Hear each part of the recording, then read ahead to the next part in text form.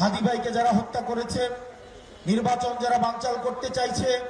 দেশের পরিবেশকে যারা অস্থিতিশীল করতে চাইছে, সীমান্ত যারা আমাদের ভাইদেরকে বোনদেরকে মেরে ঝুলিয়ে রাখে, তাদের আশ্রয় এবং প্রশ্রয়দাতা পৃষ্ঠপোষকতা দিচ্ছে ভারত। ভারতকে স্পষ্ট ভাষায় বলতে চাই, যারা আমার দেশের সার্বভৌমত্বকে বিশ্বাস করে না, যারা আমার দেশের সম্ভাবনাকে বিশ্বাস করে না, যারা ভোটাধিকারকে বিশ্বাস করে না, মানবাধিকারকে বিশ্বাস করে না, যারা এই দেশের সন্তানদেরকে বিশ্বাস করে না, আপনারা যেহেতু তাদেরকে আশ্রয় প্রশ্রয় দিচ্ছেন, কথা স্পষ্ট করে বলে দিতে চাই, ভারতের যারা সেপারেটিস্ট আছে